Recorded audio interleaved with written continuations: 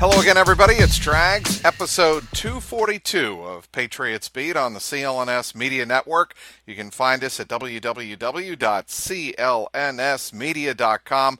Follow us on Twitter at two locales, at CLNS Media and at Patriots CLNS. And follow us on Facebook at facebook.com CLNS Media. Of course, before that, you put the backslash.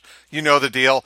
You know who else knows the deal? One Phil Perry. He joins us once again on the Patriots Beat and is gracious enough to spend a little time here to talk what else but Tom Brady and Rob Gronkowski.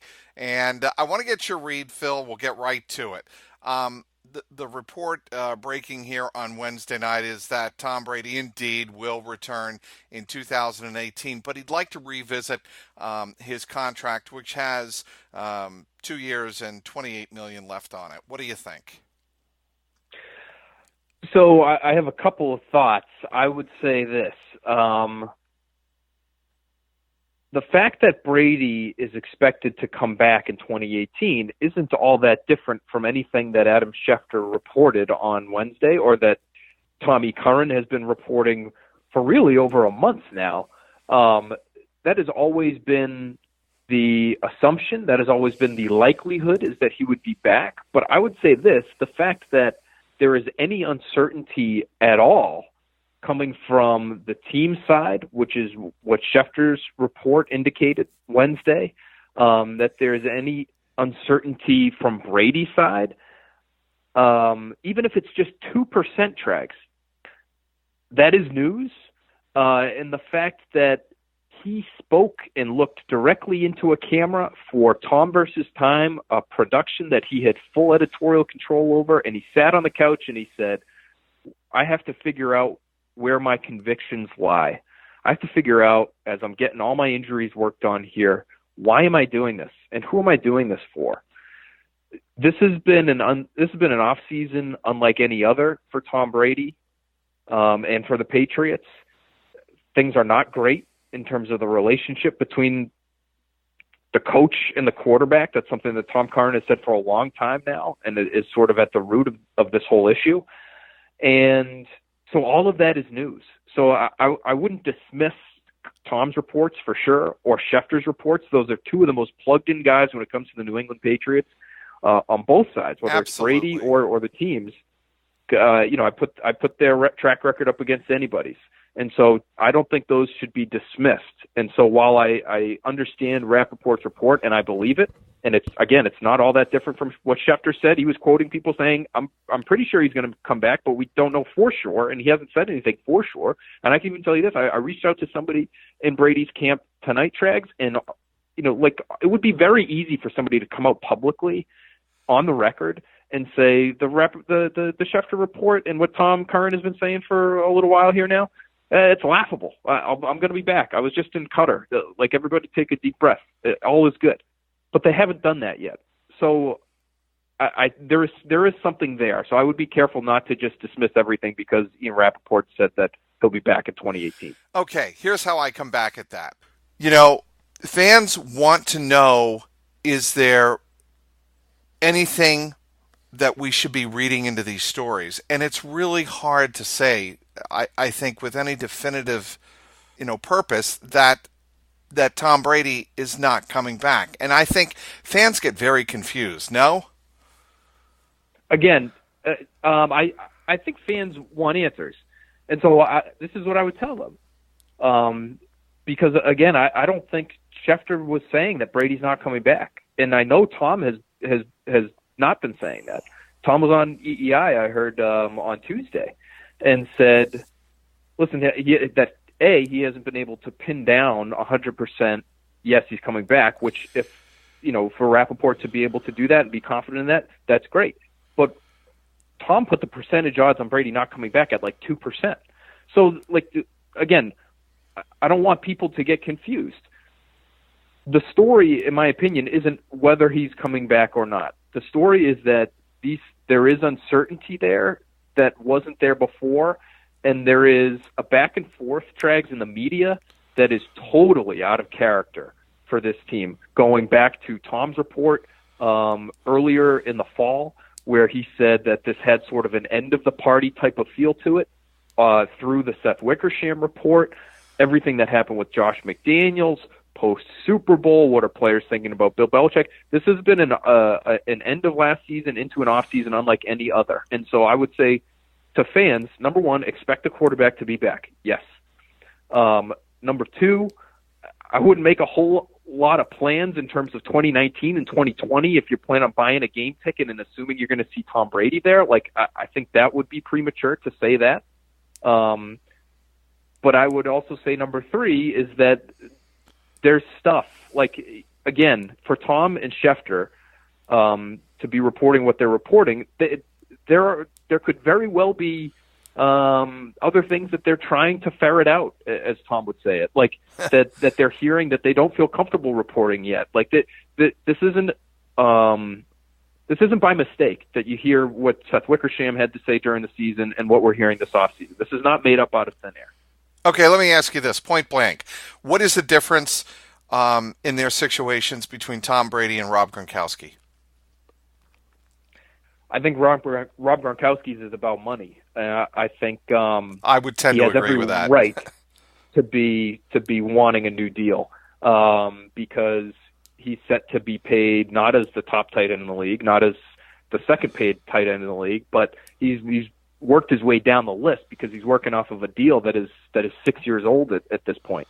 And I think that's sort of like the reported maybe factor in the Gronkowski situation is that he signed a contract that at the time looked great because it paid him record-setting money. And at the time, he was a guy who was coming off a lot of injuries, and we weren't sure about the long-term prospects for his career. And so great, Drew Rosenhaus got him this deal with a bunch of guaranteed money that was going to pay him at the time really well. Well, just so happens the guy's put together a Hall of Fame career, and the contract was terribly outdated. And so if you're the Patriots, how do you not look at that contract every single day and pat yourselves on the back for getting, for winning by knockout in that situation, in the negotiating room there. So for Gronkowski, I believe that is the factor. For Brady, I don't believe that is the factor. I understand, Mike Garafolo reported on Wednesday that he would be open to revisiting his contract, which that's all I've seen from the Garafolo report. There could be more there. I have to be totally honest with you. I haven't watched all of NFL Network tonight, so there may be more meat on that bone. But I would say the Brady issue runs a little deeper than that. Maybe he wants more money. That could certainly be true. I think it's deeper than that, though. I think it's about the atmosphere. I think it's about the culture. I think it's about wanting to be appreciated at work. Again, something we heard in the Tom versus Time documentary from Brady's wife. Yep. I think it's about wanting to spend time with his family. I do think that's part of it. I do think he's at sort of a crossroads in his life when he's trying to figure out how to balance everything. He wants to market himself. He wants to prepare for life after football. There's a lot of things that Brady wants to do that run counter to the culture that Bill Belichick has established for almost 2 decades right now. So I get all of that, Phil, and I think you hit the nail right on the head. I think that Tom getting away from it all, physically, like getting half a world away from the chaos or even the sense of tension that might be around him when he's in New England and in the heat of the moment thinking about, what do I have to do this offseason to get my engines restarted?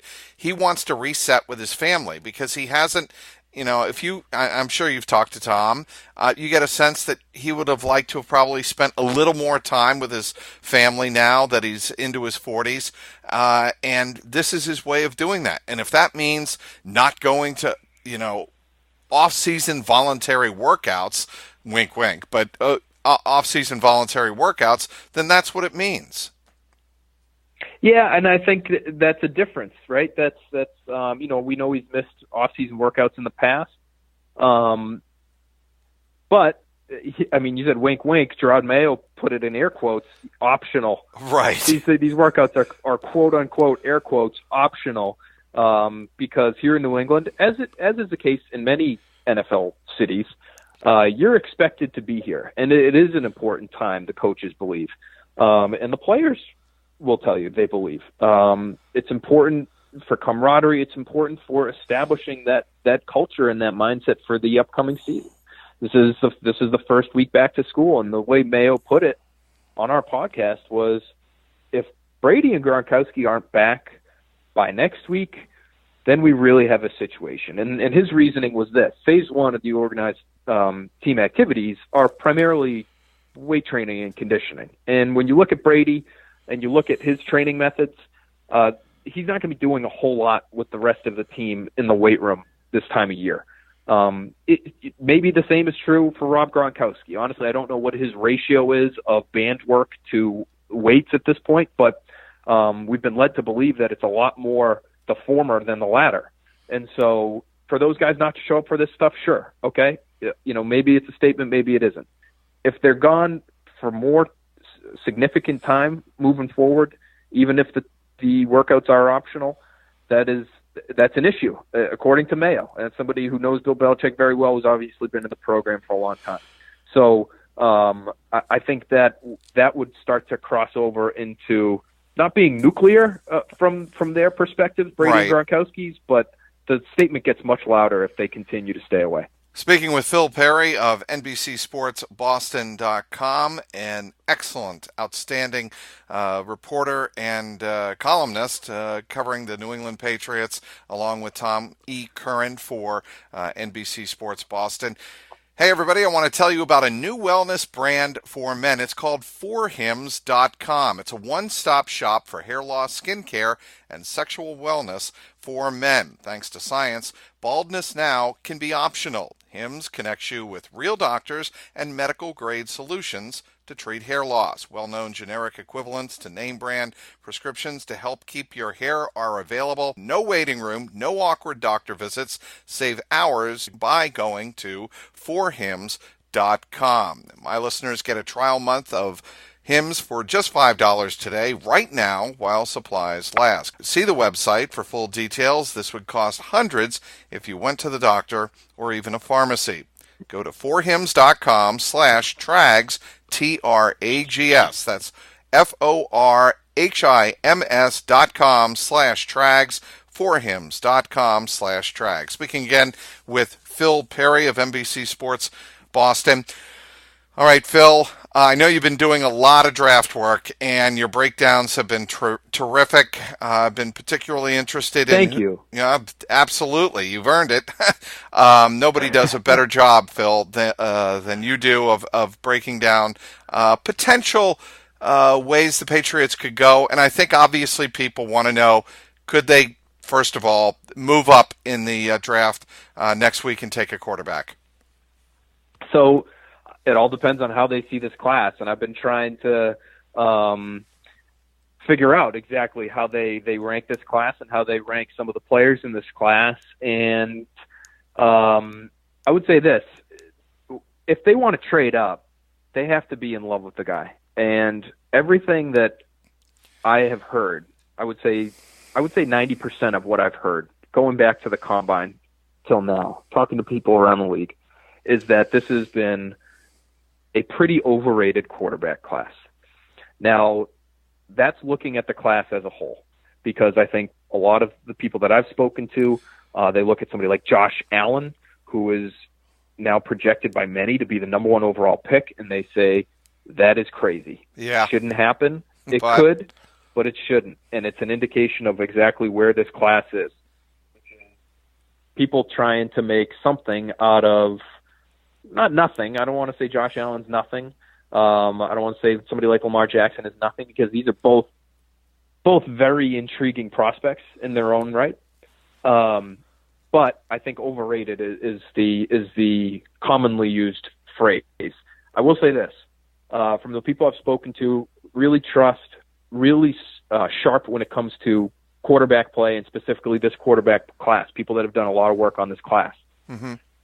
Josh Rosen, to a man, has been the most widely praised football player, to me, of the group, because of the accuracy, the arm strength, which is good, not great, not Josh Allen level, but it's good enough. The pocket presence, and most importantly, the ability to process and the ability to sit in the pocket and make your progressions.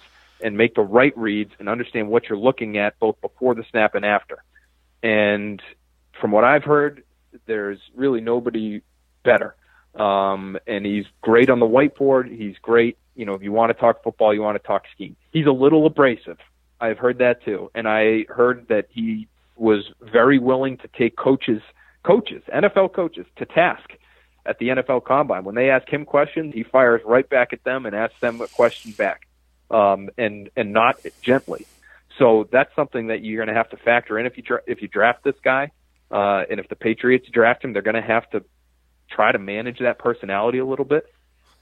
But to me, that would be the one guy you might trade up for, because it sounds like he's the one guy who might slide. And if you want to trade up into the top 10, you want to package those 2 first-rounders together, that should get you to the top 10, Trags. Maybe make a deal with the 49ers. Maybe you make a deal with the Oakland Raiders before the Dolphins and the Bills pick at 11 and 12. And maybe they love a guy like that, like Rosen, to go up and trade for him. I haven't heard that yet. It would be a surprise to me because they have so many needs to fill, right, Trags? But it wouldn't shock me if they decided to do it. Okay, everybody wants to know, how would that be received by Tom Brady if they do that? I think it would be interesting because I don't think it would be received the same way it was when Garoppolo was drafted, because he was just at a different point in his career then. I think he saw a lot more years ahead at that point in 2014, and he saw them bring in this kid as a second rounder, and they treated him like the next big thing as soon as he got here. And I think that rubbed him a certain way. I won't say the wrong way, because it brought out the best Tom Brady we've ever seen, and that's not hyperbole. I think that drove him to a certain extent, the fact that they made that pick. Now, if they trade up and draft a guy, I think it would bother him because it would mean they didn't draft a player who could help them right now and help him right now. But I don't think he would necessarily look at it as, oh, you're testing me again. Here I go. Now I'm going to play until I'm 50. Watch this. You're going to have to trade this kid too.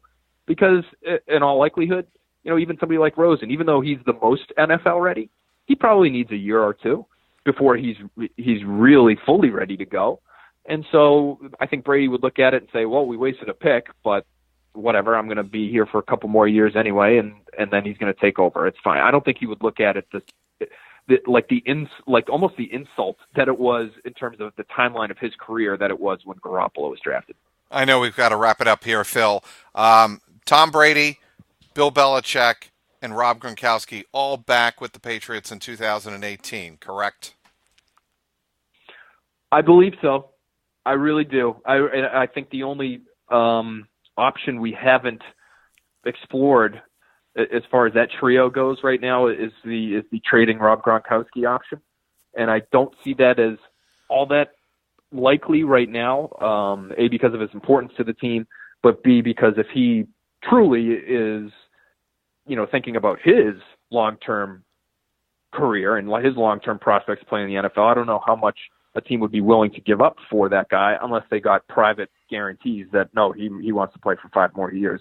He's good to go as long as we can work out a deal here. But I don't see that happening. I would not say that's likely. So I would say the big 3, as it were, will be back in 2018. That is Phil Perry of NBC Sports Boston and NBCSportsBoston.com, also of Quick Slants. Phil, how can people follow you, and how do you want them to follow you? Yeah, I'm at Phil A. Perry on Twitter. Same on Instagram. You can follow me there, and you'll find all our stuff there. A lot of draft stuff, as you mentioned, Trags. And thank you for all those kind words. You're too kind. But we'll have plenty of draft stuff leading up to the draft here.